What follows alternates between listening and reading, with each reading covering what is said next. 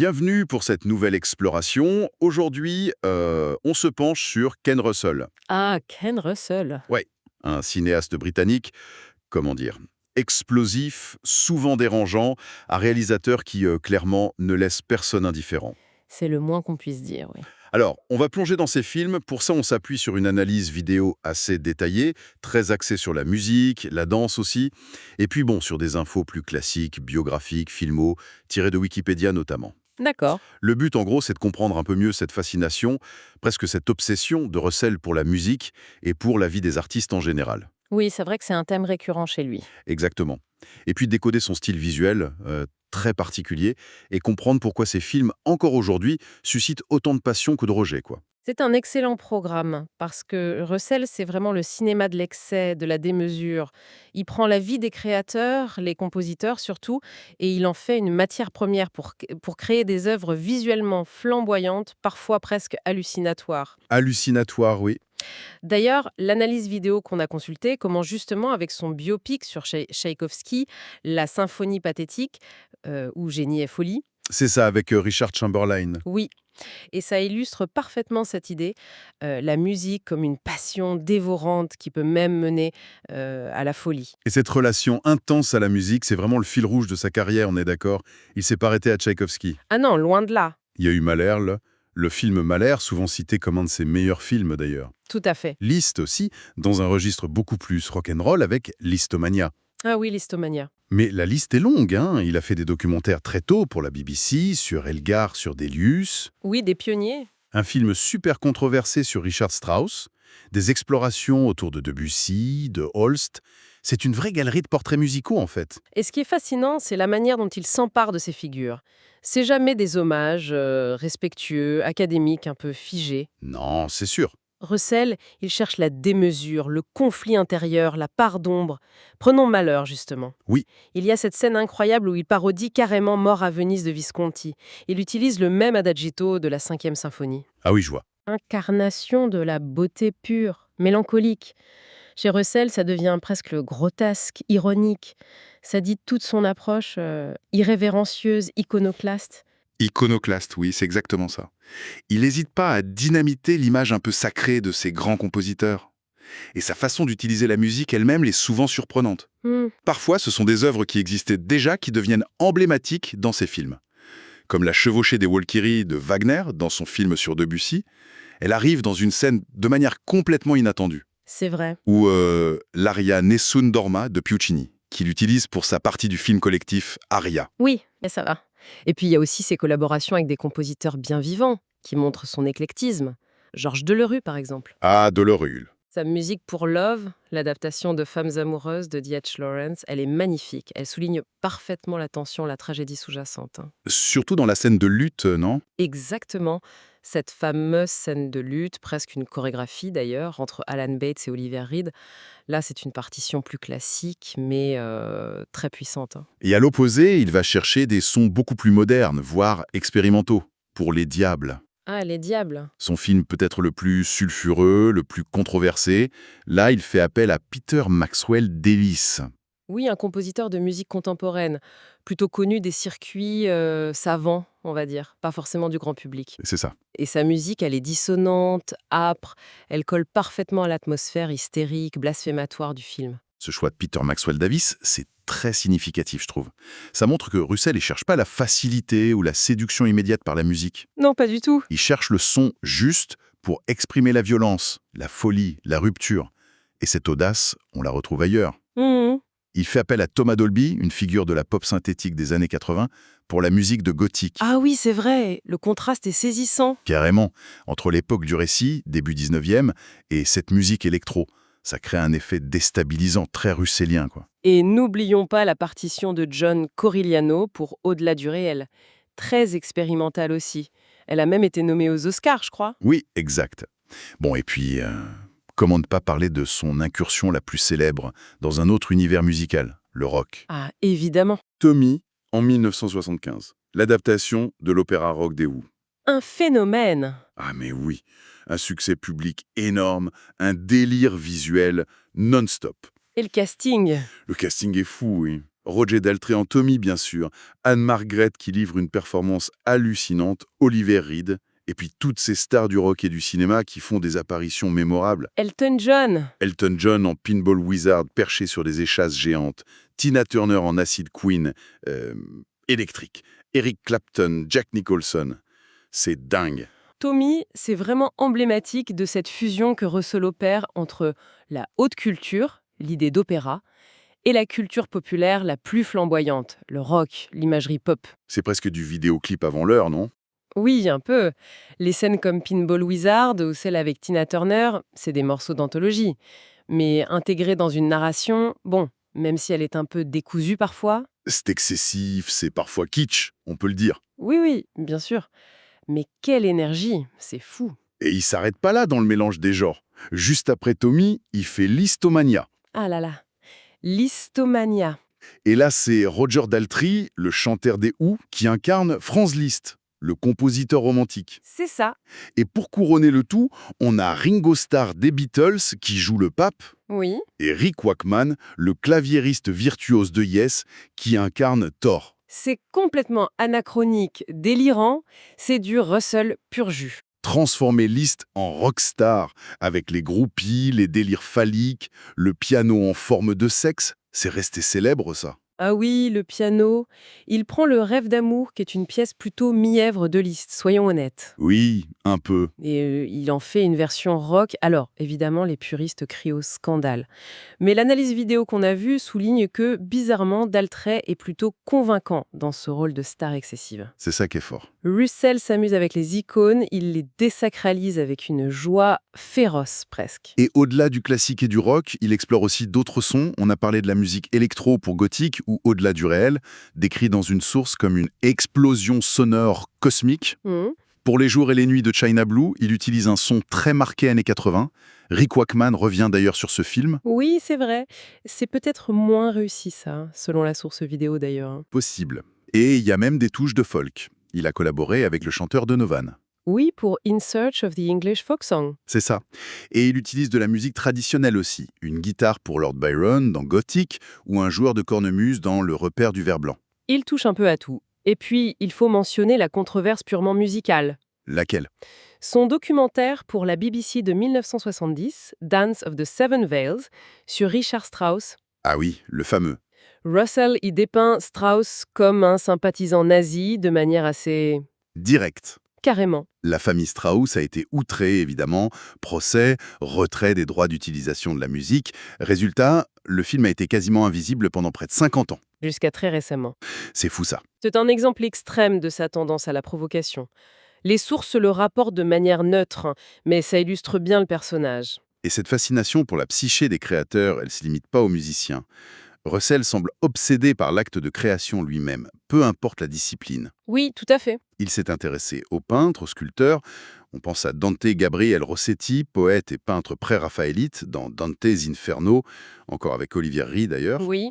Ou au sculpteur français Henri Gaudier-Britzesca dans Le Messie sauvage, Savage Messiah. Ah oui, ce film est intéressant parce qu'il montre une facette peut-être plus sensible, moins hystérique de Russell, non ? Oui, Le Messie sauvage est souvent cité comme un de ses films les plus touchants. Il raconte l'histoire de cet artiste mort très jeune pendant la Première Guerre mondiale.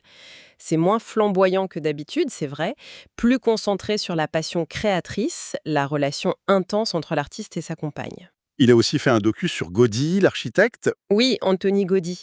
Et bien avant ça, un autre sur Peter Blake. C'est un des pionniers du pop art britannique, ce mouvement qui utilisait l'imagerie populaire, la pub. Bien avant sa pochette pour les Beatles. Exactement, bien avant Sgt. Pepper's. Et bien sûr, la littérature. C'est une source d'inspiration majeure pour lui.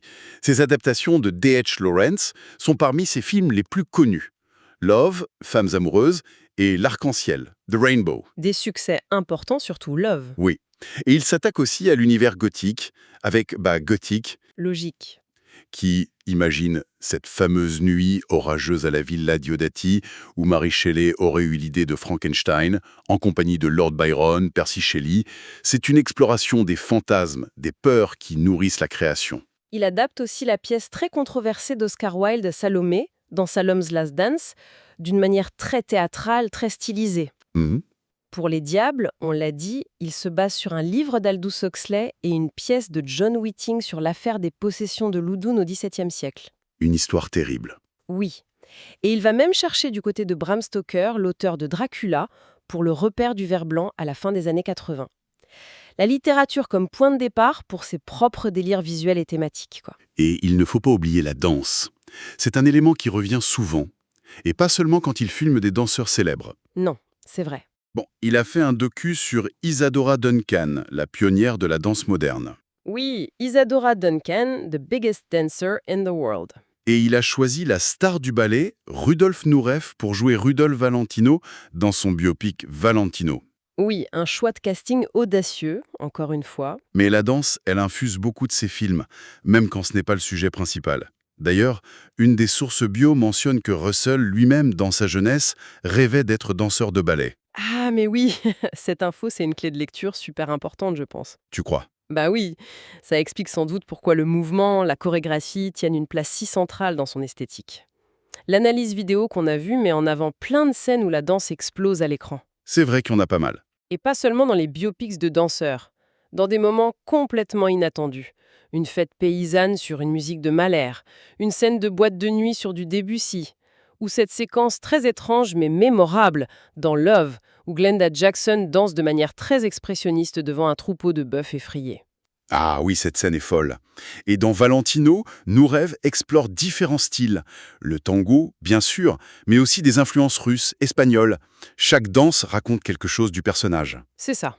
Et puis il y a des choix plus décalés, comme dans Salomé's Last Dance, où la fameuse danse de Salomé se fait sur Dans l'antre du roi de la montagne de Grieg. Oui, la source vidéo qualifie ce choix d'étrange mais de typiquement russellien. C'est exactement ça. On trouve aussi une version du Lac des Cygnes dans son Tchaïkovski, un ballet baroque dans Les Diables. Et même des numéros de comédie musicale pure dans The Boyfriend. C'est un hommage aux comédies musicales des années 30. On voit des cartes à jouer, des dés géants qui font des claquettes. Incroyable. Ou encore une scène de danse sur la plage avec des parasols dans son tout premier long métrage French Dressing. Chez Russell, la chorégraphie, c'est pas juste un ornement. Non, c'est clair. C'est une expression directe des émotions, de l'énergie psychique des personnages. C'est souvent lié à la musique et ça participe pleinement à cette exubérance visuelle qui est sa marque de fabrique. Tout ça forme un univers très cohérent, c'est vrai. Mais il faut rappeler qu'il n'est pas arrivé là par hasard.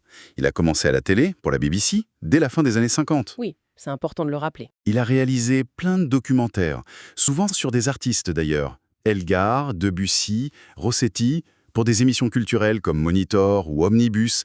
Il s'inscrivait un peu dans la veine du free cinéma britannique à l'époque. Oui, ce mouvement qui voulait un cinéma plus réaliste, plus social. C'est intéressant de noter ce point de départ, plus documentaire, presque réaliste. Son premier vrai long métrage pour le cinéma, French Dressing, en 64, une sorte de comédie à la française sur une plage anglaise. Ça a été un échec. Ah bon? Oui. Ensuite, il a fait Un cerveau d'$1 milliard en 67. C'est un film d'espionnage assez classique avec Michael Caine dans le rôle de Harry Palmer. D'accord. L'analyse vidéo apprécie d'ailleurs la musique de Richard Rodney Bennett pour ce film et le générique de Maurice Binder. Le créateur des génériques de James Bond. Exactement. Mais c'est vraiment avec Love, donc Women in Love, en 1969, que sa carrière décolle et que son style s'affirme vraiment. Ah oui, là c'est un tournant. L'adaptation du roman de D.H. Lawrence, c'est un choc à l'époque. Le film aborde la sexualité, les relations complexes hommes-femmes, et surtout il y a cette fameuse scène de lutte entièrement nue entre Alan Bates et Oliver Reed. Oui, pour l'époque c'était d'une audace incroyable. Carrément. Cette scène a fait couler beaucoup d'encre, mais elle n'était pas gratuite. Elle explorait la tension homo-érotique qui était latente dans le roman de Lawrence. Elle brisait un tabou majeur au cinéma. Et ça a marché. Énormément.